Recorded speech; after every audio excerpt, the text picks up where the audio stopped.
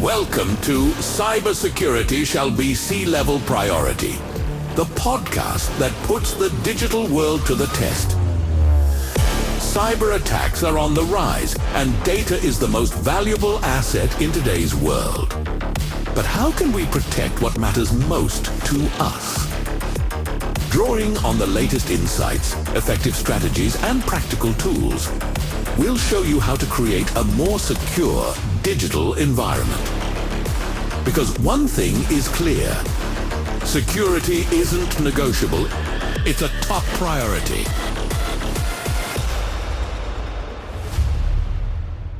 Hello and welcome to a new episode of Cybersecurity is a Top Priority, the podcast today with Kerstin. Hello, Kerstin. Good morning, Nico. I'm glad to be here. For everyone who doesn't know you yet, could you tell us a bit about yourself? Yes, my name is Kerstin Zettl-Schabath. I'm a cyber conflict researcher at the University of Heidelberg. I'm actually a political scientist, so I'm not a technician, but I've been dealing with cyber operations for about 6 or 7 years now, mainly in research projects that have produced a quantitative data set on publicly known cyber operations. Then, based on this data, I analyze these cyber operations. So it's mainly about the actors involved. It's about proxies, it's about state actors, and it's about escalation. It's also a bit about things like what influence does the regime type of each state have on cyber conflict behavior. So the whole topic of cybersecurity, or rather, what happens in cyberspace from a social science conflict perspective. Exactly. And currently, I'm working on the research project, European Repository of Cyber Incidents, or EuRepoC for short, which is funded by the Foreign Office. Yes, we have an exciting topic, and here's the first question. Are we already in a cyber Armageddon? That's our topic for today, but maybe before you answer the question, could you explain for everyone what a cyber Armageddon means to you? It's good that you said for you, because I think you can't really answer it neutrally and objectively without your personal perspective. So there isn't a fixed definition, at least none that I'm aware of. I wouldn't just want to focus on cyber Armageddon, but on this whole conglomerate of terms like cyber Pearl Harbor, cyber 911, and also, in my view, cyber war. So these are all terms that try to create analogies to events or concepts from the conventional conflict sphere. When you think of Armageddon, you naturally think of some totally catastrophic event where the end times are approaching. I don't think I need to elaborate much on 9/11. It's obviously about a very serious violent act of terrorism.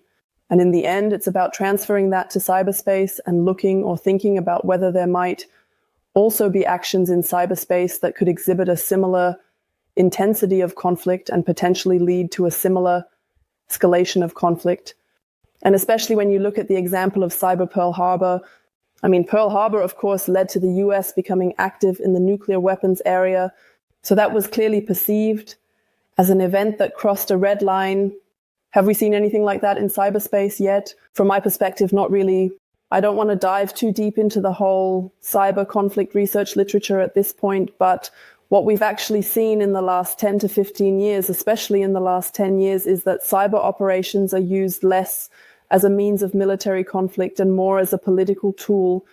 And the fact that we still haven't seen this standalone, very serious cyber incident that has not only caused physical effects, but also actual human harm.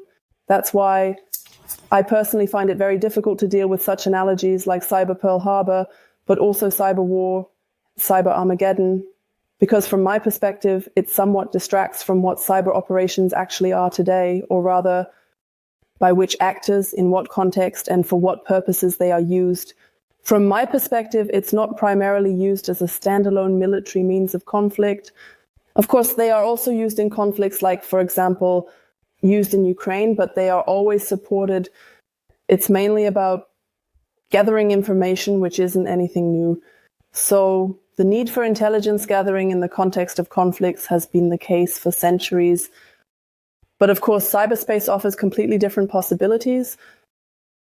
But what we don't see is that cyber operations, cyber conflicts really cause, for example, causing warlike effects, actually, harming people And that's why, even when it comes to the question of how we can respond to cyber operations, what preventive measures we should take, this primarily militarily, our connoted perspective, in my view, directs the focus. I believe it's much more about strengthening our own defenses rather than putting on that military lens. And then I think we could also effectively fend off many, many cyber operations.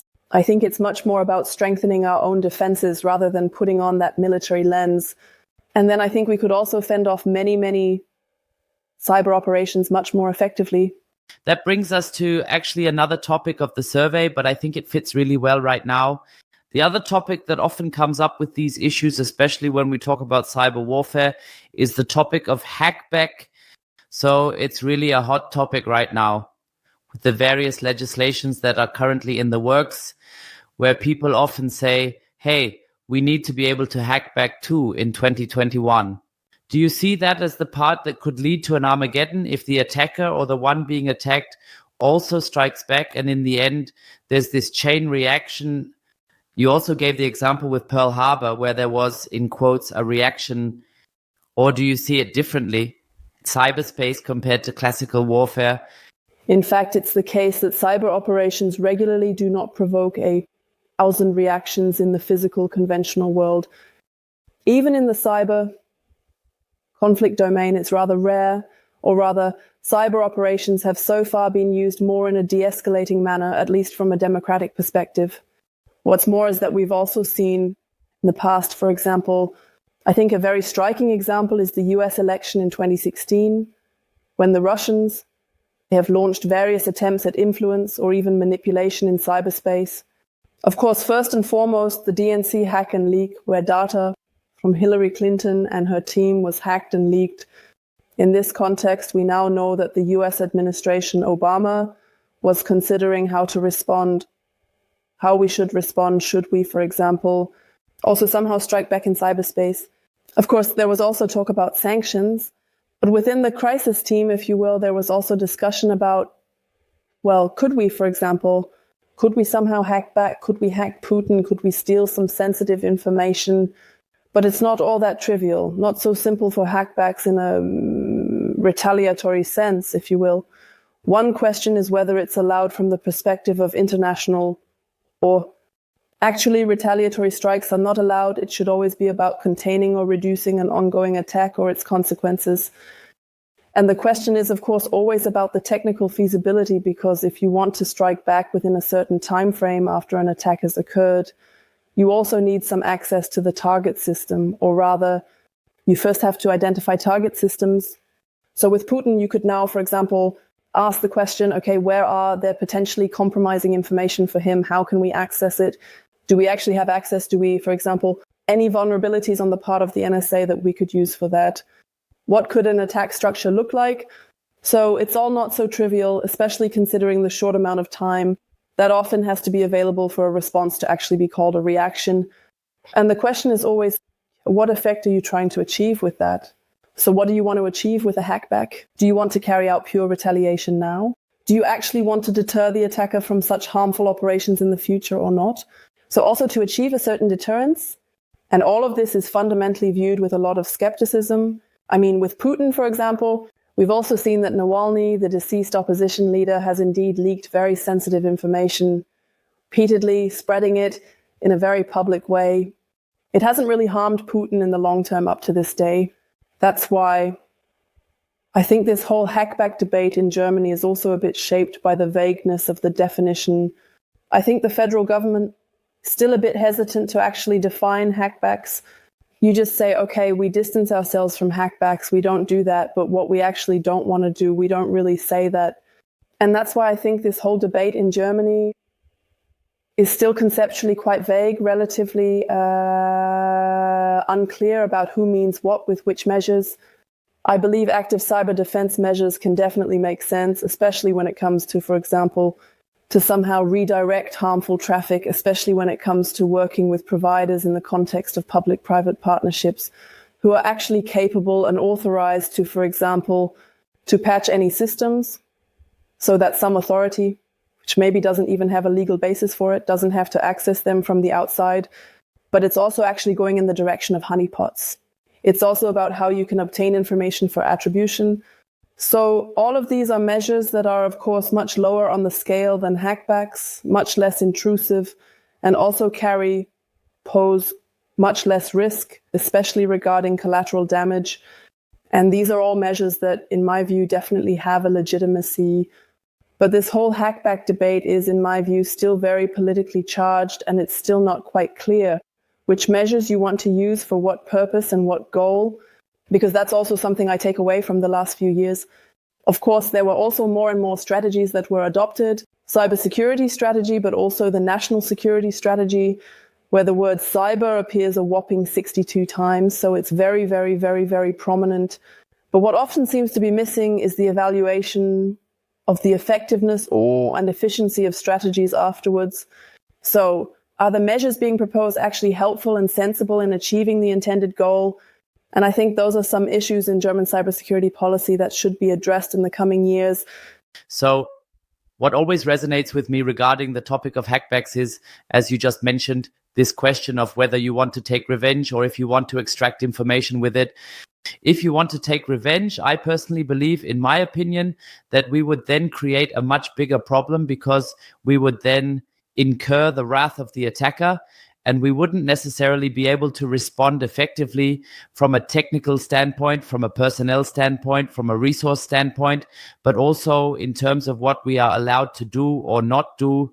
And that's why I always find this debate very interesting. I agree with you that there are many advantages to doing it in a structured way. The other point is, if you see it as retaliation, I think we would receive a lot of anger, or let's say a lot of pushback, which we wouldn't get otherwise, and that would lead to even more problems. Absolutely. And it's also the case that for the most part, we find ourselves, not always, but for the most part, in the situation of democracy versus autocracy. And of course, it's also the case that in cyberspace, you could say, maybe fortunately, because the free open internet, free discourse, freedom of opinion, freedom of speech, all of that is present in democracies. But that also leads to the fact that the attack surface for cyber operations, especially when they enter the realm of information warfare, if you want to call it that, hybrid conflict means we are, of course, much more vulnerable than autocracies. I mean, just imagine Iran, or, of course, the most extreme example, maybe North Korea, where everything is much more isolated, much more closed off. It's, of course, much harder for democracies, for example, to actually retaliate. So against North Korea, apart from sanctions and applying political pressure, we haven't really found the right means to, for example, to actually hinder the country's nuclear weapons program. And that's why, yes, from my perspective, it's a very, very difficult topic. I completely agree with what you said. It's also a bit like the saying, those who live in glass houses shouldn't throw stones. So, of course, the USA can be seen as a cyber hegemon, having the largest and strongest cyber capabilities in the world. At the same time, if you take a look at the publicly available attack statistics, it's clear that the most vulnerable country in the world seems to be losing the most. And yet, in recent years, especially under Donald Trump, they have taken on an increasingly offensive perspective or positioning regarding cyber conflict. And we have, for example, we saw that in 2010, after Stuxnet was revealed, it was a wake-up call for autocracies, including China, which increased their capabilities. They then intensified their efforts to infiltrate US systems, increased spying. Thus, I believe hackbacks aren't the most effective long-term strategy for cybersecurity resilience. You have deeper insights into technical resilience, especially German systems, and I'd rather not discuss that today. So I believe that actually responding with hackbacks in cyberspace is probably not the most efficient or effective way in the long run to strengthen your own cybersecurity in terms of resilience. But I think when it comes to technical resilience, you definitely have much deeper insights than I do, especially regarding German systems. And I'd rather not get into that today. But back to our topic of Cyber Armageddon. And even though, as you mentioned, it's actually an umbrella term and a buzzword for many other topics, it also means that a lot, or in the case of Cyber Armageddon, it's about spreading chaos, panic, and insecurity as a means, or the means to ultimately achieve a result, to destabilize, to attack, and so on. Now I see these issues, especially when it comes to the topic of panic. Chaos is often present, in cyberspace, not necessarily in relation to the political level, but also a lot from the attacker's perspective, where they obviously want to achieve something, want to cause harm, and so on. Do you see this as a precursor to an Armageddon, or do you think, no, for me, a cyber Armageddon is really, as Hollywood often describes it, total panic, chaos? Everything is uncertain, and the world basically stops functioning. I can't remember the name of that Netflix series, but it described it so well back then, where suddenly everything went down and there was no communication anymore. I think there's actually a series called Cyber Armageddon. I think it's on Prime, but I'm not sure now. Well, anyway, I actually wouldn't want to use the term Cyber Armageddon for what we're currently seeing. I think it mainly refers to the more cumulative effects of individual operations, which, when taken together, can still develop a very significant impact over time. So these ongoing pinpricks, if you will. And of course, as you said, if someone wants to create chaos, maybe instill distrust, especially in a democratic population, towards their own security agencies and their own politics, for example, the goal is also to say, okay, the population should really lose trust in the fact that the state still has control in cyberspace, that the security agencies actually have something to counter cybercrime and state-sponsored actors. I think you can definitely say that this is probably the case.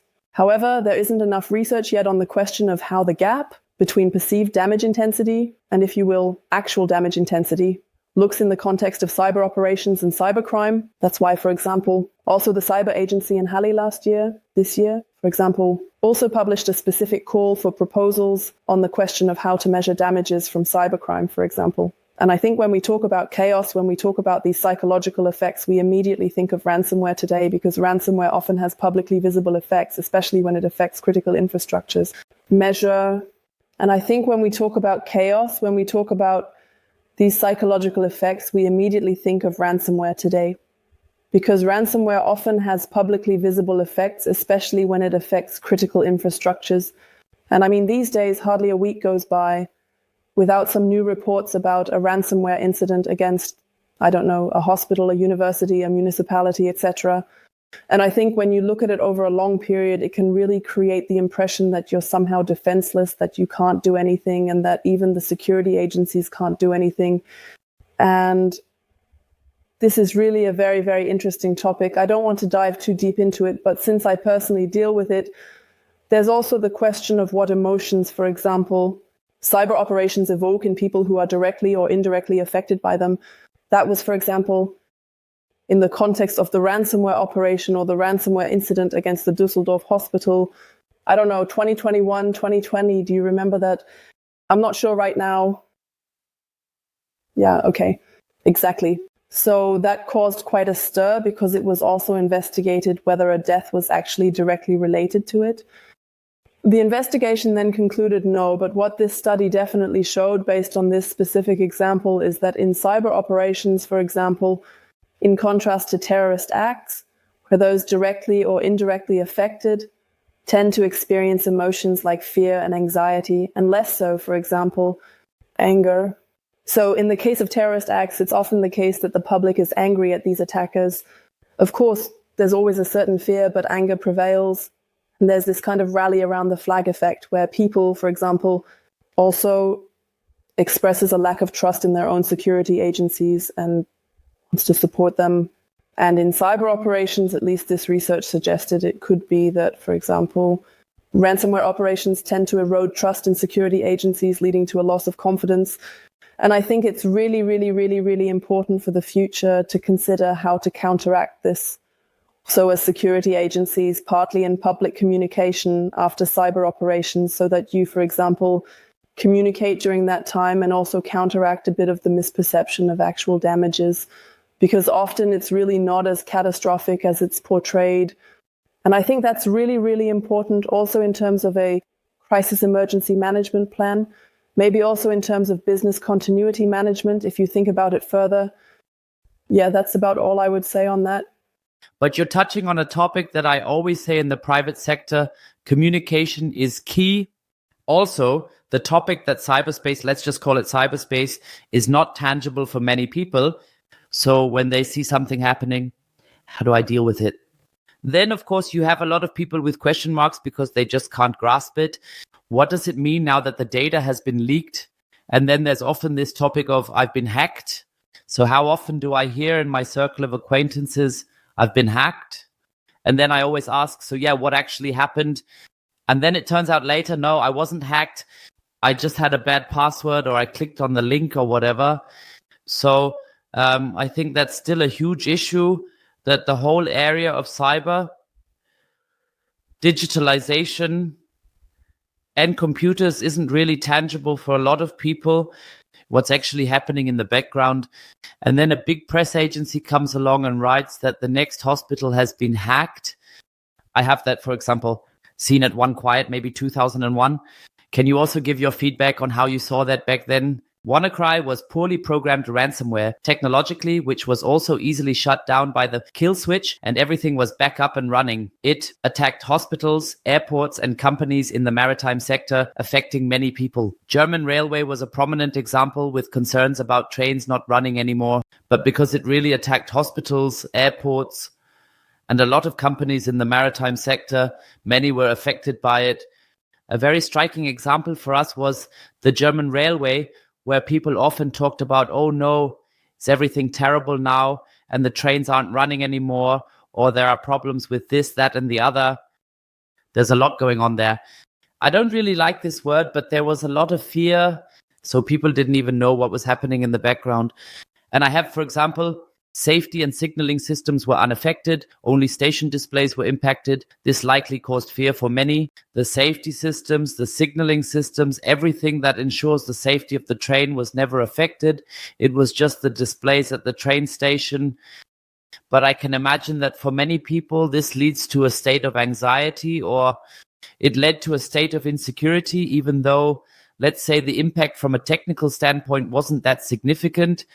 Do you see that in your research too, that often when something like ransomware hits, you initially have no idea what's going on or how serious it is, that it tends to turn into a fear story? Yes, definitely. So, as I mentioned at the beginning, our research project captures publicly known cyber operations and tries to assess them in terms of technical, political, and legal categories. We start by checking for CIA triad violations and technical impacts. We exclude pure scans. We rely on public info, often including media reports. Media isn't always clear, even for threat intelligence. And since we naturally have to rely on publicly available information, this often includes media reports. But I don't want to just throw the media in there. I think sometimes, even with threat intelligence companies, things might not always be so clear-cut and defined. With fear, you can definitely sell it. Exactly. You can definitely sell fear? Exactly. That's just how it is. Exactly, definitely. And that's why there's talk of cyber attacks again, etc. We always have to look very closely. And even though we discuss things on a daily basis, we often let a day pass for some reports and wait for follow-up reports before we really consider it a case and include it in our newsletter, which you can subscribe to. Because the initial reports are often really very, very, I don't want to say sensationalist, but they're often quite inaccurate. Of course, the information available is often very thin. Then parts of things that actually have no connection to cyber at all, which might just be the result of some human errors, are directly turned into a cyber attack. That's why I believe, as you said, especially in regard to the general public who obviously don't have the deeper knowledge or understanding of how things work and what can actually be triggered by cyber operations, from my perspective, the media are actually very, very important knowledge intermediaries, if you will, who unfortunately also jump on this bandwagon and prefer to talk about a cyber attack right away. So, for example, even with cyber espionage, I always want to, and I probably won't succeed, but I always want to avoid calling it a cyber attack because you could maybe compare it a bit to a burglary. You might not always immediately call it an attack. That's exactly why I believe the media are very, very important. And maybe another example from the last few weeks, there are always reports that some company, for example, has gone bankrupt or insolvent due to a cyber operation. But I think it really misses the reality that this might have just been the last straw, while there were certainly other factors or circumstances in the chain that had already put the company in a difficult position. Has now gone bankrupt, gone broke, or become insolvent due to a cyber operation. but it misses the reality that this might have been the last straw, while there were other factors that put the company in a difficult position. The report says company XY went bankrupt because of cyber operation XY. People hear that and not dig deeper, thinking they're taking our companies because of a cyber operation. But then the report often comes out saying company XY went bankrupt because of cyber operation XY.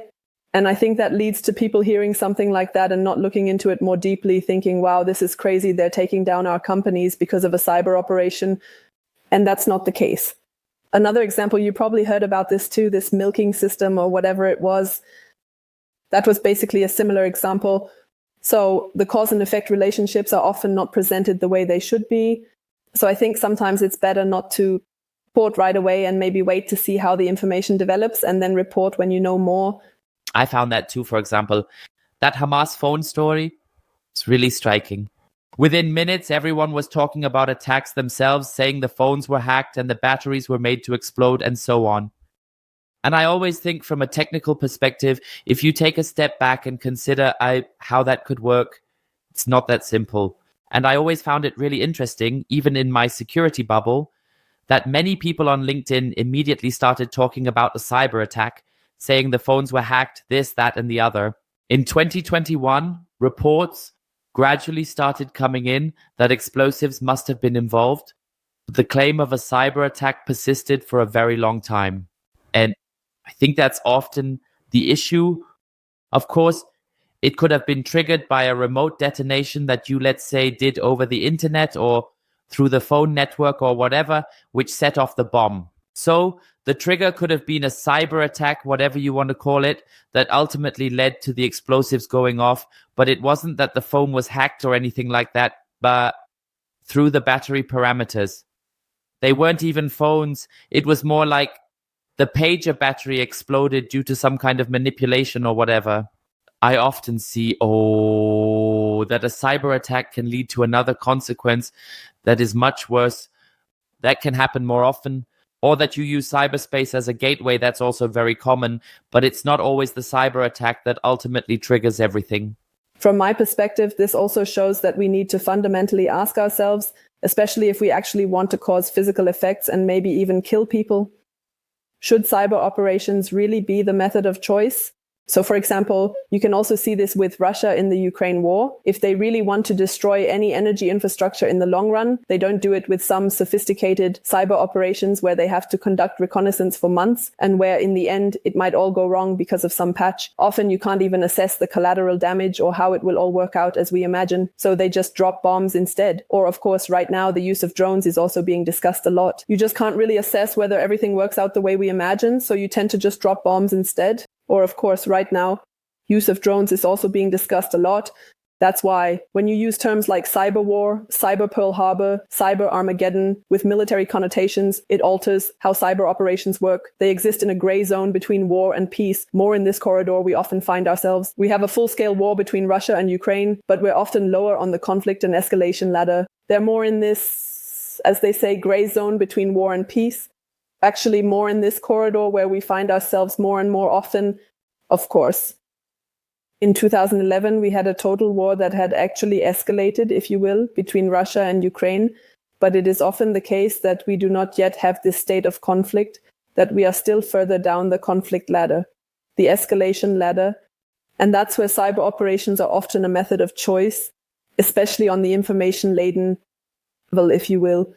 Maybe one last question for you, which I'm personally interested in, especially from your research perspective. What can we do to protect ourselves against this? We keep talking about technical measures, organizational measures, and processes, but often the technology is put in the foreground. What do you see from your research? What should we be doing more of?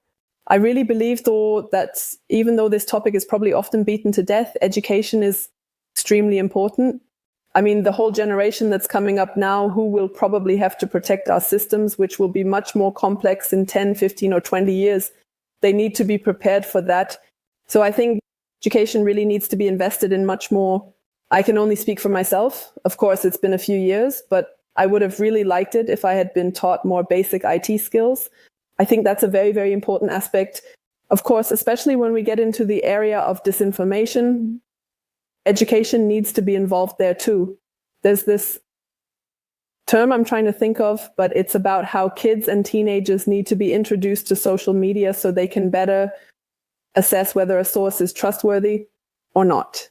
So what I think has been happening for many years now, it's of course a very, very complex topic, especially when it comes to the area of disinformation. Disinformation impacts all ages. Reaching older groups is tough without schools. Governments must boost IT security, focusing on defense. Basics like MFA, patching and training are key but often ignored. Reaching them is a different challenge. Strengthening its security by focusing on defense and implementing processes is crucial. It's not just about preventing every attack. Prevention often boils down to basics. MFA, patching, and training. We struggle to implement it effectively. It's not easy. And I think that's definitely more your area of expertise, but it shouldn't just be about, well, we can't defend against and prevent every attack, which I think is certainly true. However, even as a non-technical person, I notice when I read all these threat intelligence reports where everything is described in detail, that when it comes to the section on what could have been done to prevent it, it always seems to come down to the same 3 or 4 basics: MFA, patching, employee training. And I think, okay, it's always the same. And yet we somehow fail to really get that into people's heads and actually implement it. So that's why I think it's all not that simple. I don't think it's something that can be solved in a single causal way on just one track. In 2001, I think what you mentioned about crisis communication from government authorities, I think that could and definitely should be intensified, because maybe, to give one last example, when we talk about damage, it's not just about what the attacker does, but also about how the victim responds to it. So damages are often also about what the victims make of it or how the victims react. And if we, for example, how victims react, and when we think about, for example, think about the Colonial Pipeline hack in the USA, I believe that was also in 2020, then we saw, for example, that many of the follow-up damages, like, for example, there was a shortage to all the gas stations, etc., that it wasn't direct result of the cyber operation, which actually didn't affect the OT, but I believe it was the billing system or something like that. Exactly. But in my opinion, I think that a little bit more, less extensive, less controlled and unnecessary communication from the authorities also led to panic buying. And that's why I think if we want to prevent such follow-up or cascading damages, especially when we're talking about critical infrastructure and sensitive areas, it's really about managing that from a governmental side in a crisis mode to be able to contain the damage more effectively. Above all, we would also need to address the areas that are under constant fire. And this is a record that I keep repeating, especially regarding critical infrastructure. Let's take municipalities. As an example, you mentioned municipalities earlier, and there was some great legislation that kept getting thrown out because people said, no, we don't need that, and so on. I believe, and I keep saying this, it's a mindset issue for me. We just have to manage to change this mindset for everyone to get this understanding. And I agree with you. In my school days, I learned Word, Excel, PowerPoint, and a bit of programming. When I look at it these days and this media literacy, I think that was the word. Exactly, media literacy. Thank you. Yes, that's also a topic close to my heart. I've talked a lot about this in the podcast, and I'm also actively involved here for my kids at school. Then I keep running into the problem that the focus is always just on the media literacy issue, what kids are allowed to post. Or rather, when it comes to data protection, it sometimes becomes a matter of overregulation for me. I find it pretty crazy what parents or even kids are doing regarding data protection. Oh, you sent my kid around on WhatsApp, I'm going to sue you for that. Or, oh, you took a picture of a kid without putting a sun or a smiley on it, and so on. Where I regularly have the discussion, yes, okay, everything is nice and good, but just take a look at the other side, which is just as important and relevant, and not just always this data protection issue. And for me, that includes this mindset change, and especially that we also give the people who are supposed to explain this, namely the teaching staff, the support they need. Because, of course, teaching staff have no experience with that. Well, you could see that during the Corona period. With some teachers, it was already a struggle to use something like Teams, to be allowed to use 2021. Not because they can't do it now, but because they weren't allowed to, or because they don't know how to handle it, because the licensing issue hasn't been clarified. We could easily make an entire podcast just about that. But you can see that we need to invest even more in this area, and that we have to do more. And I'm also addressing my bubble here, that we as security experts need to do a lot more ourselves. But I have to say fairly, you're also limited there because in the end, especially with media literacy, it's always about data protection and not about security in the broader sense. And this mindset change has to happen. And I believe that if we do this step by step, then the external perception of a possible cyber Armageddon, or if we ever face something like that, will be completely different than it is now. But what do you think needs to happen for us to actually see this mindset change? So we've already seen many serious cyber operations, and obviously none of that has led to it happening. So what do you think needs to happen, maybe as an external event, for that to really be the case? I mean, the economic damages have been widely discussed now, and that should really be clear to everyone by now. I think we need to change the way we approach it and not deal with fear anymore. For me, a huge issue, and I keep saying this, is dealing with fear. This question alone. The question isn't if you'll be attacked. The question is when you'll be attacked. All these things create one thing, and that is fear. It's just like if I were to go to a CEO and say, look, there's NIS2 and DORA, and if you don't do this, you'll lose this much money or you'll have this problem. A CEO has a lot of issues to deal with, and cyber is just one of them. And what I keep seeing is 2021, one is dealing with fear, and the other topic is communication on a completely different level. So if I, for example, go into a company and especially advise a company in the area of cybersecurity or also on this topic of awareness. Awareness is not just a fairness training or a phishing campaign. That's always a huge problem. Everyone sees awareness as I buy a great tool and then I run a phishing campaign and an awareness training. No, that's not awareness. For me, awareness in 2021 is about emotionally engaging people with the topic. And how do I achieve that? By showing them that, hey, this doesn't just affect you at work, it also affects you personally. For example, I do life hacks that have nothing to do with the company. So when I do an awareness training or an awareness life hacking at trade shows and events, or even with our clients, I always include the personal level. I say it affects you personally just as much because we are simply built that way, or so many people think that way, that we just assume, okay, in the company, I have an IT department. I might even have a security department. They take care of everything. So I, as an end user, don't have to do anything. And then I keep coming back to this topic of usability versus security. I have some great security measures, but I don't like them. Or let's just say in German, it takes me 10 more minutes to log in. So I'm trying to find ways around it so I can save those 10 minutes. And if you can't manage to engage people on an emotional level, I do that really well by including the personal aspect.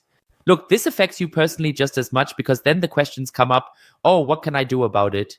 But I don't want my surveillance camera to be visible to everyone and so on. And I think those are the things where we can achieve a mindset change.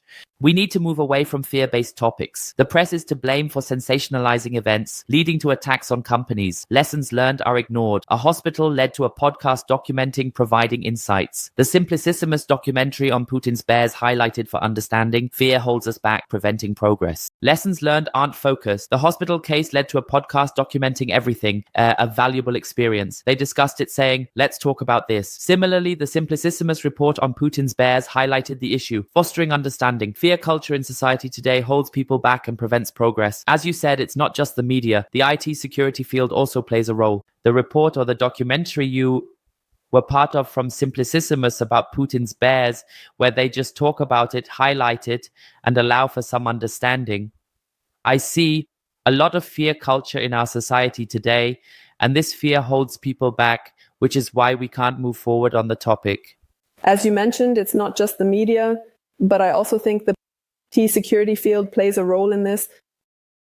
The products need to be sold too. So fear definitely helps when it comes to saying, okay, our product is the only thing standing between you and the next very serious cyber incident. And I have to tell you, and this is the next mistake, cybersecurity is not just a technology. So please stop seeing a firewall as your all-in-one solution or a magic bullet or whatever it is, like a 7 system or IDS system. What I meant earlier is that a comprehensive security concept includes technology, processes, people, and the context of the company. And I agree with you, our security bubble is very product-focused right now. It's gotten better in recent years. Yeah, he says that's gotten worse again because of AI, because now the next big thing is being hyped up, namely AI. our tools can suddenly do AI, and AI does everything, and AI is there for that. I recently did an interesting podcast on the topic of AI pen testing, where there are companies saying, hey, we do fully automated pen tests. And I'm like, oh my God, just stay away from that. It can't possibly work. But in the end, it's like I always say, it's just another drop on the stone. And the media is part of it. And the technology consultants are part of it. And we mustn't forget, in the end, there's a huge market in the cybersecurity field. Of course, there are also many market players who take advantage of that.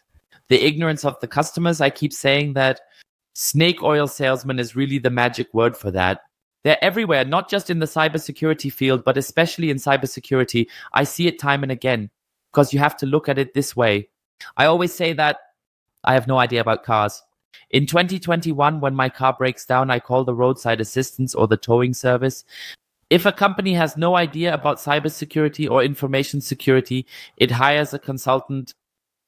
How is the company supposed to know if the consultant is good or bad, or if the consultant is really representing my interests or those of another company just to sell me that firewall or whatever it is? And that's also the other side of the coin. If you as a company are looking for help, you will of course get help, but you really don't know if the help is right or wrong. And to be fair, there isn't just one way to do cybersecurity. So there are thousands of ways. One is faster, another is shorter, one is cheaper, and another is more expensive. So that means there are so many things you have to consider. And that's where the market is just huge again, making you think about who the right player is in the market and who you should team up with. Absolutely. And as you said, it's no longer just a technical issue. Security isn't just a product, it's also a process, as the saying goes. This also shows that I can talk to you today not as a technician, but as a political scientist, highlighting that there is indeed very strong socio-political component and that people are a very significant factor in this. I was really glad to be here. Thank you so much for being on the podcast today. I wish you and the team continued success in your research.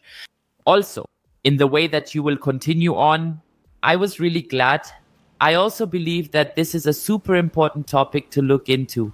Because as I mentioned, these lessons learned, especially in the corporate sector, are done by very few. Instead, it's more like the mode where you just start over and hope that everything will be fine again. So I'm really glad you were here today. And that's it for this episode of Cybersecurity as a Top Priority. And we'll see each other next time. Thank you very much, Nico, again for the invitation. I really enjoyed being able to talk a bit about Cyber Armageddon. And yes, the best to you for the upcoming podcast episodes.